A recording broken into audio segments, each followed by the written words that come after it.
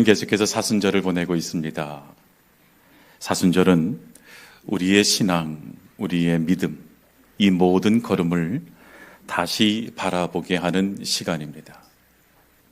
우리는 잠시 분주한 삶의 속도를 늦춰야 하고 십자가를 향해 걸어가시는 예수님의 발걸음을 우리도 조용히 따라가야 합니다. 그 길을 바라보며 우리의 마음과 삶의 방향도 함께 돌아볼 수 있어야 합니다. 사순절의 여정 속에서 우리는 자연스럽게 한 가지 중요한 사실을 다시 생각할 수 있습니다. 그것은 우리의 신앙은 단순히 종교적인 활동이 아니라 주님의 음성에 귀를 기울이며 살아가는 삶이라는 사실입니다. 오늘 본문 마태복음 17장은 변화산의 사건입니다. 예수님께서 베드로와 야고보와 요한을 데리고 높은 산에 오르셨습니다. 그리고 그곳에서 제자들은 이전에 보지 못했던 예수님의 놀라운 모습을 보게 됩니다. 성경은 그 순간을 이렇게 기록합니다. 예수님의 얼굴이 해처럼 빛났고 그분의 옷은 빛과 같이 휘어졌습니다. 모세와 엘리야가 나타납니다. 예수님과 더불어 말씀을 나눕니다. 그리고 하늘에서 음성이 들려옵니다. 이는 내 사랑하는 아들이요 내 기뻐하는 자니 너희는 그의 말을 들으라. 이 사건은 단순한 신비적 체험이 아닙니다. 이 장면은 십자가를 앞둔 시점에서 일어났습니다. 바로 앞장에서 예수님은 처음으로 자신의 고난과 죽음을 예고하셨습니다. 그러자 제자들은 어땠지요? 큰 충격을 받았습니다.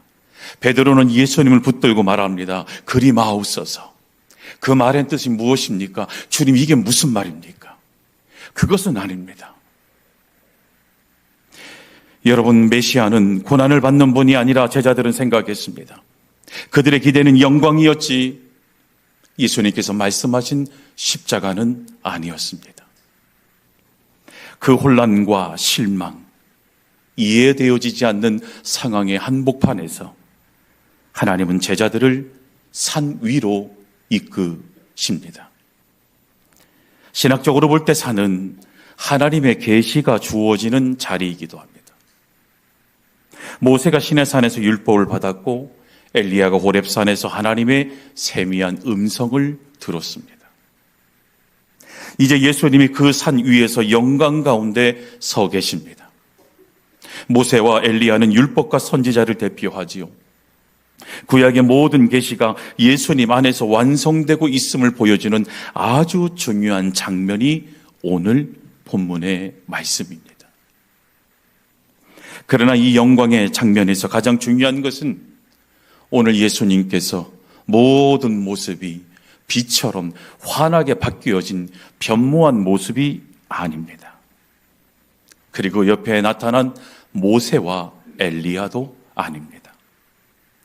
바로 하늘에서 들려온 음성입니다. 너희는 그의 말을 들으라. 너희는 그의 말을 들으라. 왜 하나님은 이렇게 말씀하셨을까요? 제자들을 생각해 보면 지금 그들은 혼란스러운 상황입니다. 그들의 기대와 예수님의 말씀 사이에 큰 간극이 생긴 것을 볼 수 있습니다. 그들은 보고 싶었던 메시아와 예수님의 말씀하신 십자가 이 길 사이에서 갈등하고 있었습니다. 그래서 하나님은 방향을 분명히 하십니다. 눈으로 판단하지 말고 그의 말을 들으라. 상황을 기준으로 삼지 말고 그의 말씀을 기준으로 삼으라는 것입니다. 여러분, 이 모습이 바로 우리의 모습이 아닐까요? 우리는 많은 소리에 살고 있습니다.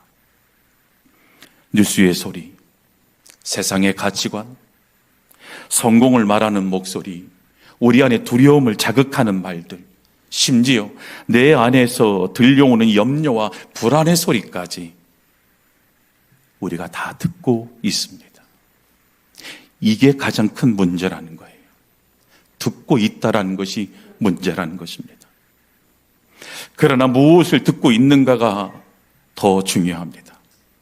믿음은 단순히 예수님을 아는 것이 아닙니다. 믿음은 예수님의 말씀을 듣고 그 말씀에 모든 삶의 방향을 맡기는 것입니다. 사순절은 우리의 길을 점검하는 시간입니다. 나는 여전히 세상의 논리를 더 크게 듣고 있지는 않는가? 아니면 주의 말씀을 더 크게 듣고 있는가? 영광의 순간에도 고난의 순간에도 하나님은 동일하게 오늘 우리 모두에게 말씀하십니다. 너희는 그의 말을 들으라. 오늘 이 말씀은 제자들만을 향한 음성이 아닙니다. 지금 이 시대를 살고 있는 우리를 향한 하나님의 음성인 줄 믿습니다. 고난을 이해하지 못해 혼란스러운 오늘을 살고 있는 우리에게 기도 응답이 더디게 느껴지는 우리에게 십자가의 길이 부담스럽게 느껴지는 오늘 우리에게 주시는 말씀입니다. 그래서 오늘 설교의 질문은 단순합니다. 그러나 매우 본질적입니다. 당신은 그의 말을 듣고 있습니까? 이 질문 앞에서 우리의 길을 다시 열고 우리의 중심을 다시 세우며 우리의 방향을 다시 정렬할 수 있기를 간절히 부탁드립니다. 이제 본문 속으로 들어가 고난을 앞둔 제자들의 이 혼란과 영광 중에 들어오는 이 예수님의 이 참 정체성, 그리고 마침내 들려온 하나님의 음성을 오늘 우리 함께 살펴보겠습니다. 먼저 변화되신 예수님의 영광은 감추어져 있던 실제였습니다. 변화되신 예수님의 영광은 감추어져 있던 실제였다. 변화사는 예수님이 달라지신 사건이 아닙니다. 제자들의 눈이 잠시 열려 그분의 찬 모습을 실제 본 사건인 것이지요. 예수님은 어제도 오늘도 동일하신 분입니다. 다만 우리가 보지 못했을 뿐입니다. 왜 그럴까요? 우리의 염려가, 우리의 계산이, 우리의 기대가 그분의 영광을 가리고 있었을 뿐입니다. 십자가를 말씀하신 직후 예수님은 산 위에서 영광 가운데 서 계십니다. 이것은 분명한 선언입니다. 십자가는 영광을 잃는 길이 아니라 영광을 완성하는 길이라는 선언입니다. 우리가 따르는 주님은 환경에 눌리는 분이 아니십니다. 상황에 따라 흔들리는 분도 아니십니다. 그분은 본래 빛이신 분이시며 그리고 그 빛은 어둠 속에서 더 선명해집니다. 본문에 예수님의 얼굴이 해처럼 빛났다라고 말합니다. 이 표현은 단순한 시각적 묘사가 아닙니다. 오늘 우리가 말씀을 나누기 전에 옆에 계신 분의 얼굴을 한 번 더 보시라고 했어요. 예뻐졌다고 했습니다. 근데 잘생겨졌다라는 말은 안 나오는 것 같아요. 여러분 다시 한번 바라보십시오. 어떻습니까? 좋아 보이십니까? 환해 보이십니까? 더 아름다워 보이십니까? 여러분, 구약에서 하나님의 임재와 영광을 상징하는 언어가 무엇일까요? 바로 그것은 얼굴입니다. 이것을 히브리어로는 파님이라고도 말하죠. 즉 임재를 뜻합니다. 여러분, 오늘 말씀 속에서 예수님의 얼굴이 해처럼 빛났다. 그리고 그 옆에 모세와 엘리야가 나타났습니다. 모세와 엘리야는 어떻습니까? 모세는 무엇을 가리키죠? 율법을 가리킵니다.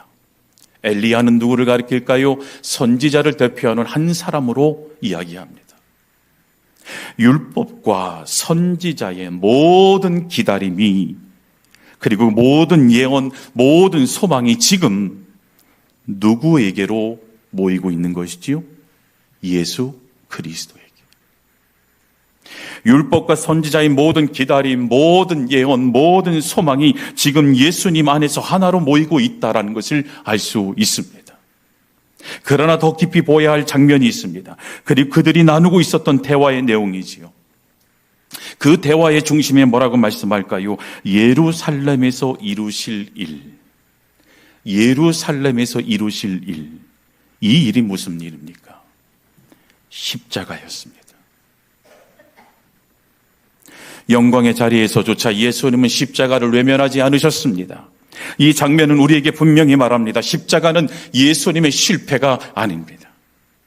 십자가는 하나님의 계획 안에 있는 길이었습니다. 영광은 십자가를 통하여 완성되었습니다. 즉 빛은 어둠을 지나 더욱 또렷해집니다. 어느 유명한 조각가가 있었습니다. 거대한 돌을 바라보고 있었습니다. 거대한 돌을 바라보며 이내 열심히 망치와 정을 가지고 깎아내리기 시작을 했습니다. 그것을 지켜보던 옆에 있는 사람이 물었습니다. 도대체 어떤 작품을 만들기에 이렇게 급히 돌을 깎기 시작합니까? 조각가는 이렇게 말합니다. 나는 저 돌 속에 이미 완성된 작품이 있는 것을 보고 작품을 만듭니다. 사람들은 겉인 돌만 보지만 조각가는 그 안에 형상을 봅니다. 제자들은 연약한 인간 예수만 보았지 변화사는 더 나아가 그 안에 계신 영광의 주를 보지를 못했습니다. 그렇다면 여러분, 저와 여러분은 어떻습니까? 우리 모두가 다 그 영광의 주를 볼 수 있는 안목이 우리 안에 열리기를 주님의 이름으로 축복합니다. 성도 여러분, 지금 우리의 삶이 혹 십자가처럼 느껴지고 있습니까? 설명되지 않는 현실과 풀리지 않는 문제 앞에 서 있습니까? 변호사는 오늘 우리에게 말합니다. 보이지 않는다고 해서 주님의 영광이 사라진 것이 아니라고. 느껴지지 않는다고 해서 주님이 약해지신 것이 아니라고. 그렇다면 여기서 우리에게 주는 교훈이 있습니다. 여러분, 상황을 기준으로 예수님을 판단하지 마십시오. 오히려 예수님을 기준으로 모든 상황을 해석하고 판단할 수 있는 우리가 되기를 간절히 소망합니다. 어둠은 짙을수록 빛은 더욱 선명해집니다. 십자가 뒤에는 반드시 영광이 있습니다. 지금 나의 삶이 어둠 가운데 있다면 주님의 빛이 더욱 선명하게 비치고 있는 지금 여러분의 시간임을 믿으시기를 간절히 축복합니다. 두 번째, 들려온 하늘의 음성은 흔들리는 마음을 붙드는 선언이었습니다. 들려온 하늘의 음성은 흔들리는 마음을 붙드는 선언이다. 여러분, 오늘 본문 4절과 5절 말씀 우리 함께 봉독해 볼까요? 좀 길지만 4절과 5절 말씀 우리 함께 봉독하겠습니다. 함께 봉독합니다. 베드로가 예수께 여쭈어 이르되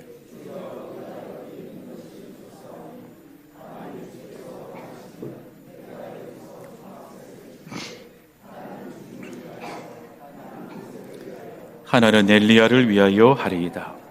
말할 때에 호련히 빛난 구름이 그들을 덮으며 소리가 나서 이르시되 이는 내 사랑하는 아들이요 내 기뻐하는 자니 너희는 그의 말을 들으라 하시는지라. 아멘. 여러분, 빛보다 강한 것이 있다면 무엇이라 생각하십니까? 빛보다 강한 것이 있다면 무엇일까?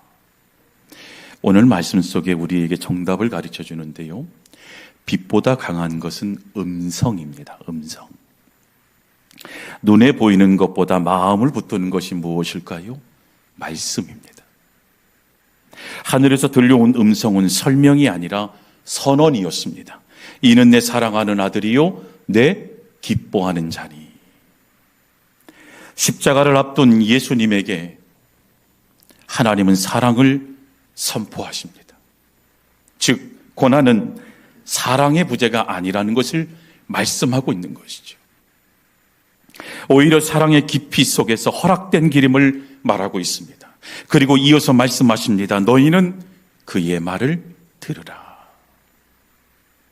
하나님은 제자들의 시선을 빛에서 말씀으로 옮기셨습니다. 체험에서 이제 순종으로 옮기십니다. 베드로는 초막셋을 짓자고 말합니다. 그는 이 영광의 순간을 어떻게든 붙잡고 싶었습니다. 그러나 그가 아직 말을 마치기도 전에 구름이 덮였고 하나님의 음성이 들립니다. 이 장면은 매우 상징적입니다. 인간의 계획이기에 하나님의 말씀이 덮입니다. 하나님은 예수님의 정체성을 다시 확증하십니다. 이 선언은 예수님의 세례 때와 동일합니다. 십자가를 앞두고 하나님의 사랑을 먼저 확인해 주십니다. 왜일까요? 왜입니까? 고난은 우리의 정체성을 흔들기에 충분하기 때문이죠. 그래서 하나님은 말씀하십니다. 상황이 아니라 내 선언을 붙들라, 말씀을 붙들라라고 오늘 우리에게 도전하고 계십니다. 어두운 밤 아이가 길을 잃고 울고 있었습니다. 그때 멀리서 아버지의 목소리가 들려옵니다. 얘야, 아빠 여기 있다. 아빠 여기 있다. 아이는 빛을 보지 못해도 목소리를 듣는 순간 방향을 찾을 수 있었습니다. 하나님의 음성은 우리 영혼의 방향을 다시 세우는 소리입니다. 저와 여러분 모두가 다 그 음성을 듣고 저와 여러분의 삶의 방향을 다시금 그 말씀으로 그 음성 앞에 세울 수 있는 우리 모두가 되기를 축복합니다. 우리 인생에는 빛나는 순간보다 오히려 흔들리는 순간이 더 많지 않습니까? 확신보다 의심이 우리 안에 자리할 때가 많고 평안보다 혼란이 더 크게 우리에게 다가올 때가 있습니다. 바로 그때 우리에게 가장 필요한 것은 상황의 변화가 아니라 하나님의 음성인 줄 믿습니다. 하나님은 제자들의 혼란을 책망하지 않으셨습니다. 대신 하늘을 열어 선언하셨습니다. 오늘 말씀 속에 뭐라고 하지요? 이는 내 사랑하는 아들이요 내 기뻐하는 자니 너희는 그의 말을 들으라. 설명보다 먼저 사랑을 말씀하십니다. 이유보다 먼저 정체성을 확증하셨습니다. 왜일까요? 사랑이 확인되어야 인간은 고난을 견딜 수 있기 때문입니다. 사랑하는 성도 여러분, 상황이 여러분을 정의하게 두지 마십시오. 사람의 말이 나를 규정하게 두지 마십시오. 하나님의 음성이 여러분을 정의하게 하시길 간절히 부탁드립니다. 그리고 다시 들으십시오. 여전히 주님은 여러분과 저에게 이렇게 말씀하십니다. 너는 내 사랑하는 자다. 그 사랑을 들은 사람만이 주님의 말씀에 순종할 힘을 얻습니다. 사순절의 이 시간 세상의 소리를 우리가 과감히 낮추고 주님의 음성을 가장 크게 듣는 우리가 되기를 주님의 이름으로 축복합니다. 마지막으로 오직 예수님만 보이고 순종으로 내려가는 믿음입니다. 오직 예수님만 보이고 순종으로 내려가는 믿음. 자, 여러분 오늘 본문 6절로 8절 말씀 우리 함께 봉독하겠습니다. 6절로 8절 말씀입니다. 함께 봉독합니다. 제자들이 듣고 엎드려 심히 두려워하니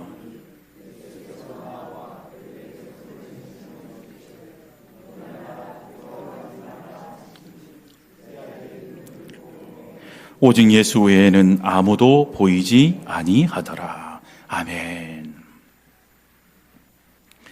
말씀을 준비하면서 8절을 묵상하다 보니까 하나님, 다른 것 아무것도 안 보여도 좋으니 주님만 보며 살기를 원합니다.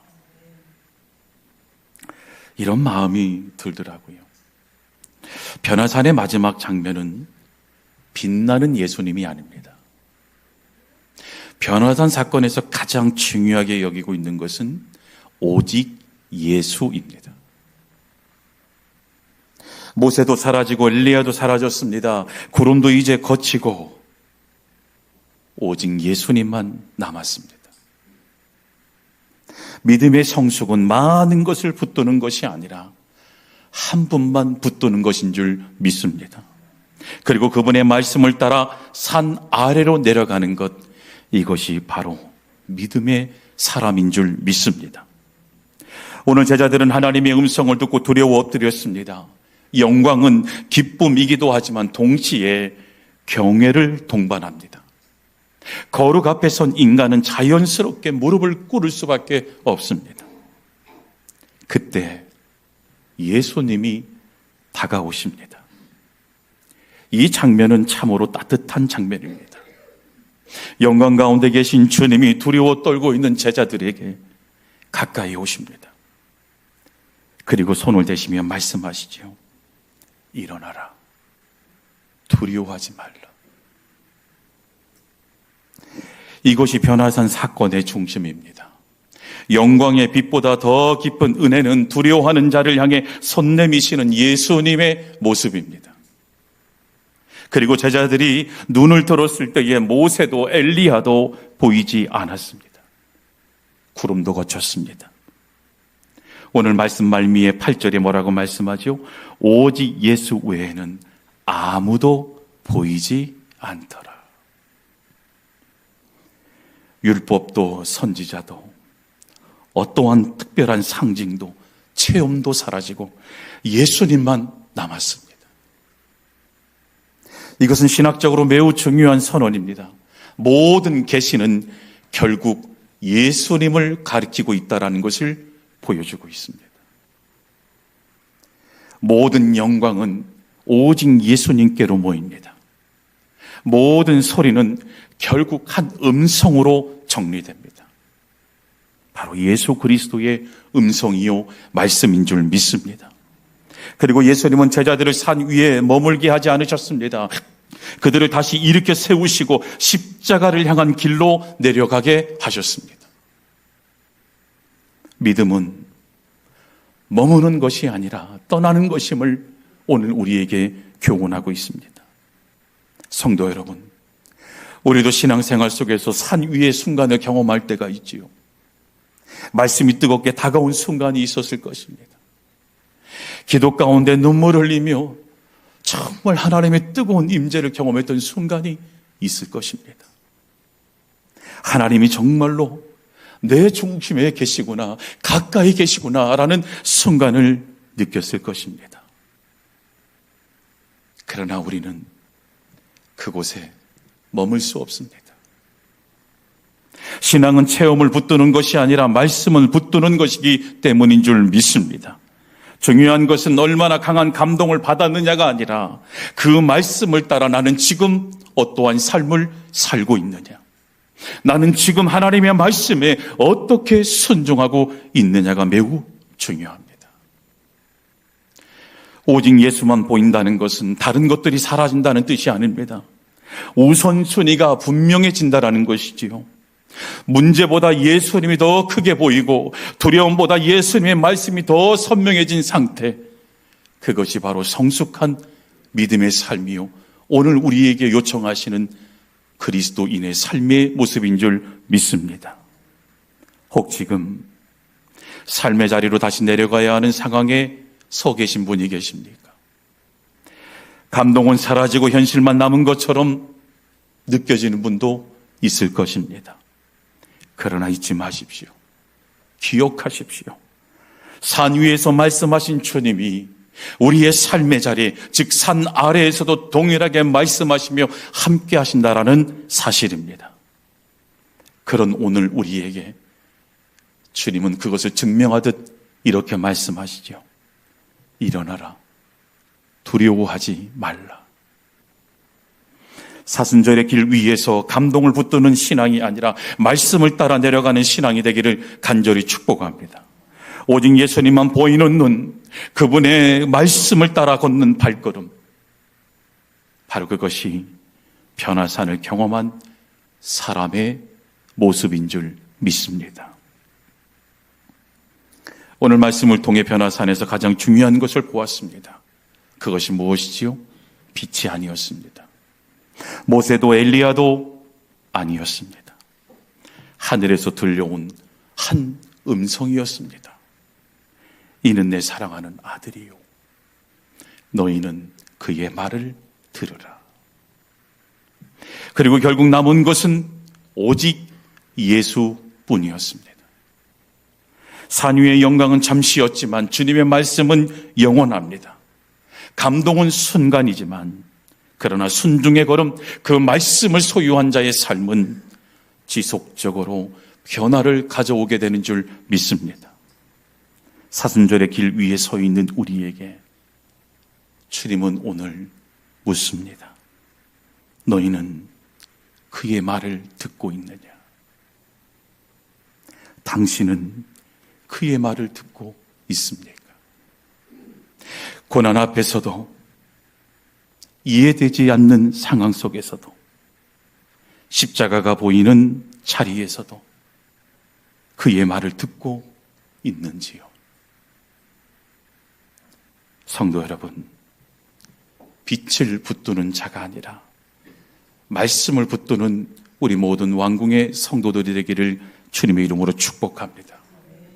체험에 머무는 것이 아니라 이제 순종의 자리로 내려가십시오. 오직 예수만 보이는 눈으로 그 음성에 귀 기울이며 그의 말씀을 따라 우리 안에 주어진 그 길을 온전히 걸어갈 수 있는 저와 여러분, 우리 교회가 되기를 주님의 이름으로 축원합니다. 기도하겠습니다. 사랑과 은혜가 많으신 아버지 하나님, 우리의 모습을 뒤돌아보니 왜 영적인 것에 따라서 마음이 흔들리고 상황에 따라 판단하고 보여지는 것을 쫓아 살았던 우리의 모습을 이 시간 주님 앞에 고백합니다. 음성을 듣기보다 우리에게 허락하신 말씀을 묵상하며 듣기보다 사람의 소리, 세상의 소리, 환경의 소리, 상황의 소리에 흔들렸던 우리들을 이 시간 용서하여 주시옵소서. 이제 우리가 주의 말씀을 듣기를 간절히 소망합니다. 주의 음성 듣기를 간절히 소망합니다. 오직 예수만 보는 삶이 되기를 간절히 소망합니다. 성령님, 우리와 동행하여 주셔서 우리의 눈과 귀, 우리의 중심, 오직 예수만 보는, 예수의 음성만 듣는, 예수님의 마음을 담아가는 우리 모두가 되도록 도와주시옵소서. 감사하고 거룩하신 예수 그리스도의 이름으로 기도하옵나이다. 아멘.